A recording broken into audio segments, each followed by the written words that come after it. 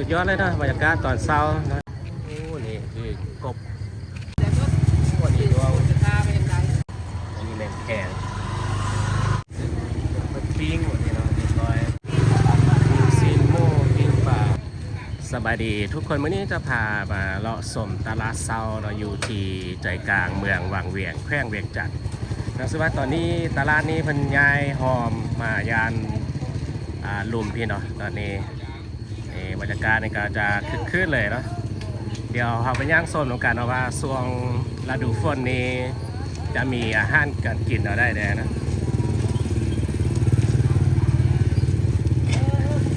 หน่อบ้าหน่อไม้หน่อไม้เนาะเศร้าอ่อนเลยทรงเสียงมากก็เซ็ตมันย่ำอันนี้เป็นหน่อไม้เฮียเนาะโอ้เริ่มออกแล้วศาสตร์วิทันดื้อว้าวจ้าแปงทรงเสียงมาบางวันดื้อจะดื้อเงียบกบเลยกบฝนตกก็จะมีกบมีเขียดไล่เลยห้อยปลาดุก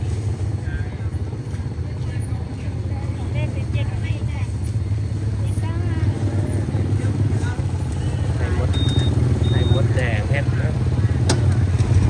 เห็ดปลาพุดงอผักสุกอันนี้นอคานะแม่นก็จะมือ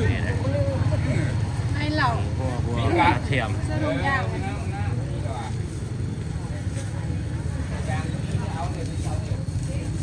ซาลีทั่วดินแต่ซาลีผักพ้นเจริญบุญ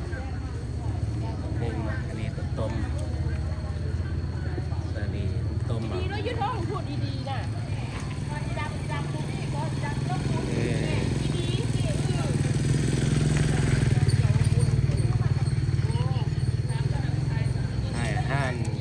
บ้านเนี่ยนะมีหมกเห็ดปีหมกห้างงัว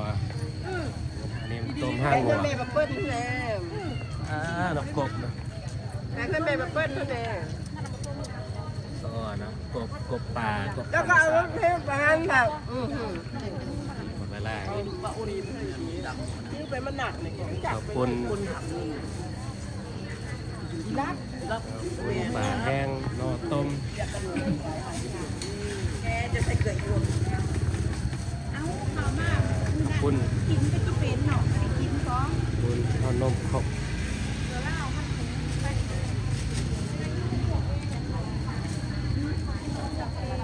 ได้เนาะนี่กระป่า3 โลเพิ่มมันเอา30ปลากดปลาธรรมชาติอันนี้ไข่เป็ดปลาแห้งเห็ดอลามอันนี้จะมีเห็ดมีมักแตงนะโลใน10,000 กีบมีซาลีมีไร่นะนี่นะบรรยากาศเศร้าเลยนะเป็นย้ายบอลใหม่เนาะย้ายมายานลุมทีนะนี่นะเห็นมีสาวบ้านเอามาค่ายเป็นอาหารการกินนะละลายเลย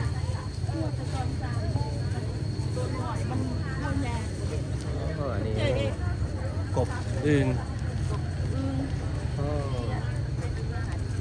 กบทางอึ่งแล้วเนี่ยค่ายเนี่ยได้กิโลได้กันเนี่ยอันนี้2 แสนอ๋อกิโล2 แสนว่ะเครียดเลยเนาะป้าได้บางไร่เนาะสาวบ้านไปการฝนตกแล้วก็ไปการกบการเครียดหัดก็มีไล่กัน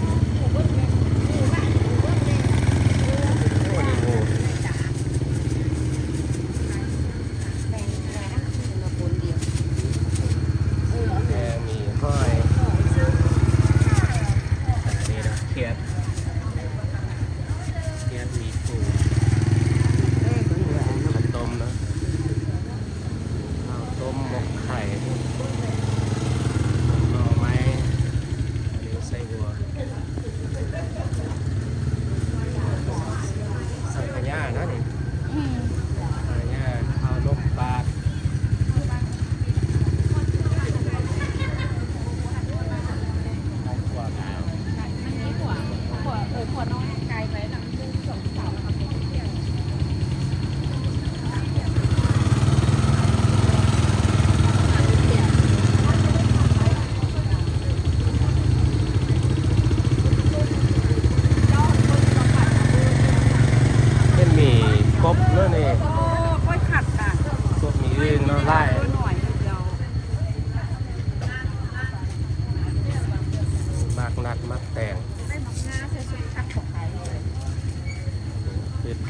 ามธรรมชาติ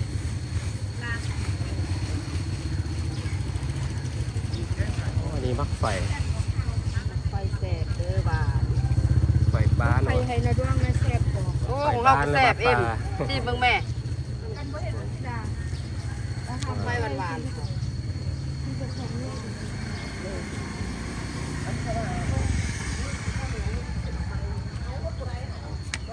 เห็ดนะนี่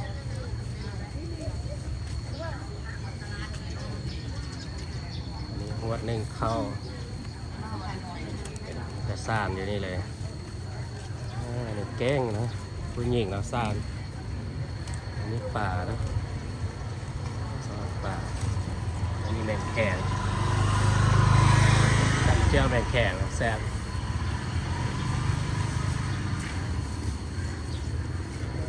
ปลา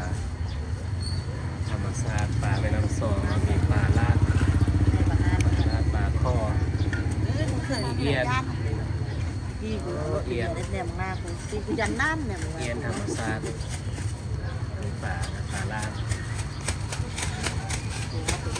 มีไก่มีเป็ดนี่เลย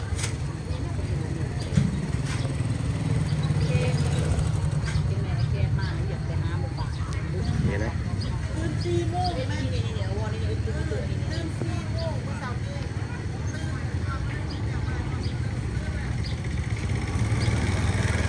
รู้สึกว่าคึกคืนเนาะหลังจากที่ว่าบรรยายมาวันใหม่นี่ดีนะสะดวกสบายเนาะมันก็จะค่ายอยู่ซ่องฝากถ่างแบบนี้เนาะ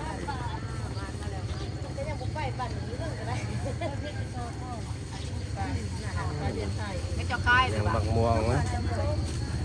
มักม่วงมีปลาป่าไล่แล้วช่วงนี้คนตกเราป่าขึ้นโดยเฉพาะอยู่ทางใต้วันป่าของไล่นี่มักม่วงนะ เซฟเพิ่นเองก็มีเงินเนาะ เดี๋ยวมะม่วงซ่อ เงินไทยแสบเพิ่นมาได้โลละ คนมีเงินไหนจะได้เงิน แดงแขน มีเงินใครก็มีเงินเราบ่มีเงินมีตายมีเงินได้ได้ก็ วันนี้ดวง จะฆ่าไปยังไงอันนี้ก็เป็นมอด อันนี้ดวงป่าอันนี้ป่าอย่างนี้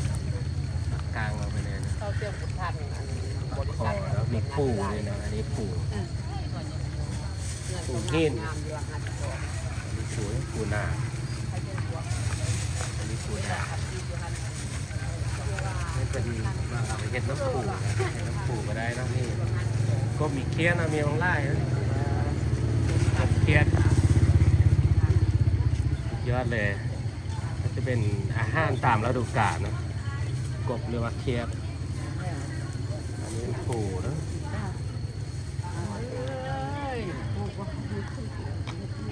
นี่ก็ใบตอง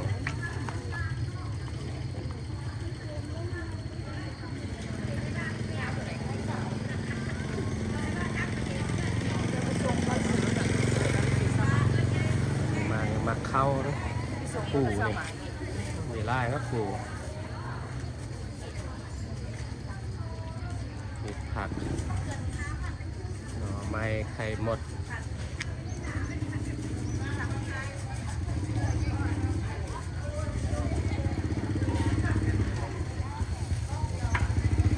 ซาลีมากแตงตรงนี้ก็ซาลีนะก็มีไล่นะซาลีนี่ทุเรียนก็มี ผมบริสุทธิ์ ห ว่า น่วยละแสนวะเนาะที่ปฏิทินน่าจะเป็นโลละแสนเนาะว่าอันนี้ก็พืชผักมันมัดแบบนี้นะมีมันเทียบ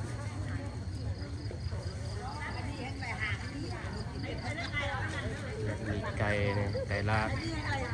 ตัวเป็นๆเลยโอ้นี่คือกบ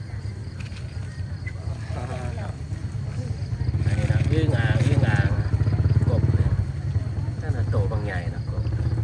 ไก่บอล่ามเนาะปิ้งเนาะปิ้งกบธรรมชาติชอบกินยากเนาะแล้วก็จับยากเอง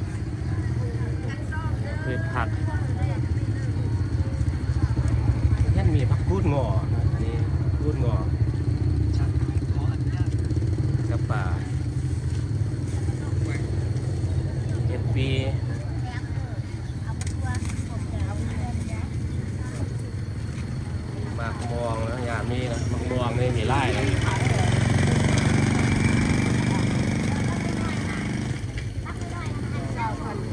ยดนะดินเดียวๆอย่างนี้ไล่เลย บาท การเอาเนาะ เลือกบางที นี่หน่อไม้ไข่นี่ซีนนะซีนสดก็มีนะ อันสั่นมา ซีนควายซีนหมู อันนี้เดี๋ยว นี่นะอันนี้ก็เคียบกบเคียบดินดงๆอย่างนี้ห้อยนะห้อยกล้วยก็มีว่าก็มีนะขนมแซ่บเลยเป็นมะกล้วยนะซีนหมู ตัวนี้สิ้นสุดก็ขาย ต้มมะกล้วยมันต้นกับปลาโอ้อันนี้ก็อึ่งแล้วนี่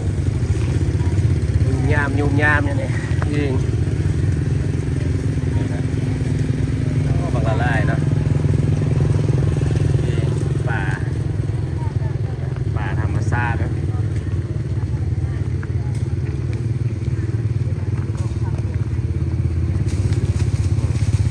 ดินเดียว ได้เนี่ยว่ะ ๆกบ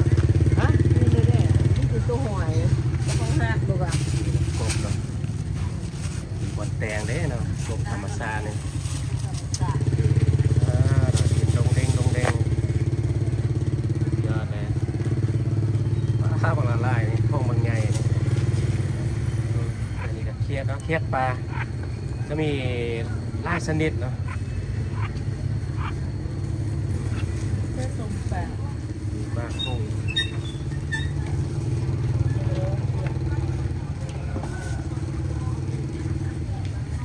มากกล้วยหน่อไม้ก็จะมีหน่อไม้จากธรรมชาติเนี่ยมีหน่อไม้ที่ว่าเป็นปลูกอยู่บ้านแดงครับป่าเนี่ยป่ายอดมะม่วงเนาะยอดมะม่วงเป็นซุปสไลด์แซ่บตัวผักบงนี่นะเรียงเรียบร้อยนะนี่นะเครียดวันนี้ย่างแห้งเลย ตูปากอ้ว ตัวยังตกปาก ตูปากอ้ว ข้าง เครียด ข้างยาวๆเนาะเครียดปลาเนาะ แล้ว อันนี้เป็นปิ้งหมดนี่เนาะเรียบร้อยแซ่บเลยนะ งานจะบุกไปกินแล้วขายกบแหละที่จะหาที่ระลึก ละลาย แล้ว กบเนาะ เมื่อบ่มี กบแกงดาเยอะเลย ก็เลยนั่นแหละครับ อาหารการกินช่วงนี้นะคะเห็นมีกบมีเครียดกบเครียดเนาะมีไล่นะที่ตลาดเนี่ย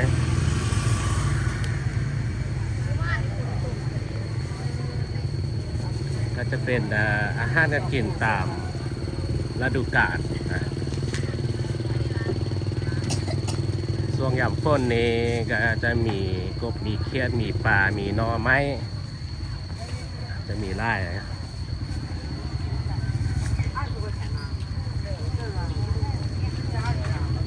哎，这人民币付多少钱？ เนี่ยนะเป็นก็ย้ายบอลใหม่แล้วตลาดนี่แล้วก็จัดสั้นใหม่แล้วเมืองแล้วก็สะดวกสบายแล้วก็งามขึ้นกว่าเก่าเนาะเพราะว่าเส้นทางนี่เป็นเส้นทางใหญ่เลยนะก็จะยับมายานลุ่มแล้วก็อยู่ขอบเขตบริเวณจุดเก่านี่แหละเนาะว่าแต่เดิมนี่จะคนเนาะจะไปเส้นทางอีกเส้นทางหนึ่งเนาะเรียบแขมแม่น้ำซองคนเรียกว่าตัวนี้มันก็จะย้ายมาอยู่จุดนี้เลยเนาะ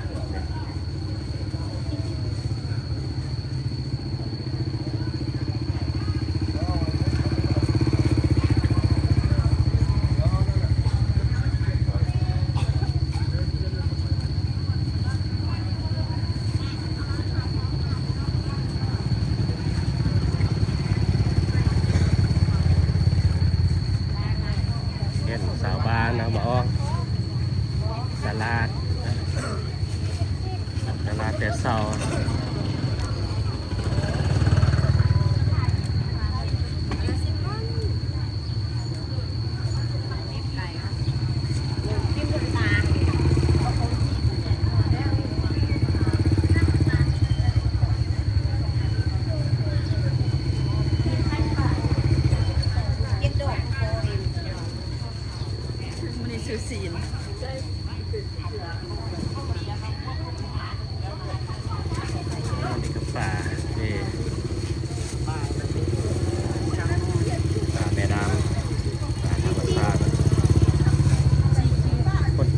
ป่าขึ้นเนาะ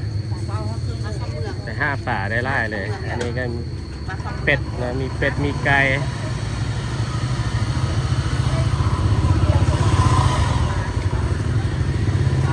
มีปิ้งนะ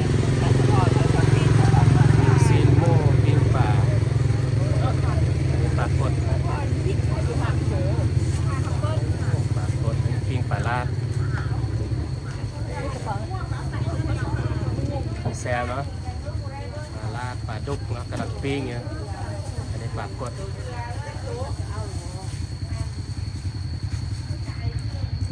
มีซีนนะถ่ายซีนสดอยู่เลย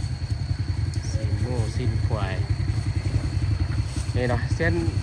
ตัวนี้เนาะปกติเรามันจะจัดตลาดอยู่จุดนี้เนาะแต่ว่าตอนนี้มันย้ายเข้ามานี่นะจุดนี้ที่ผ่ารอเบืองนี้นะเข้ามาเส้นทางตัวนี้นะก็อยู่แถวๆจุดเก่านี่นะ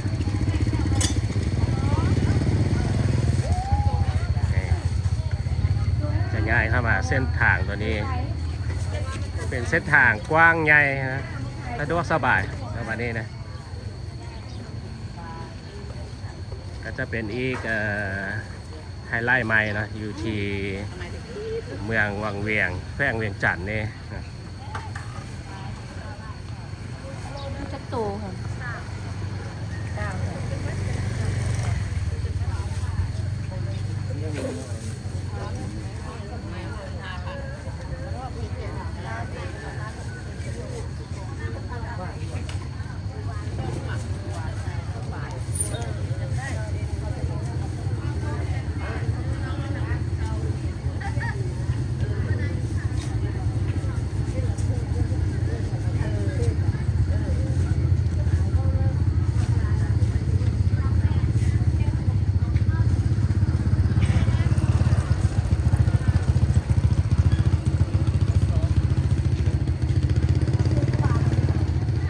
สุดยอดเลยนะบรรยากาศตอนเช้านะ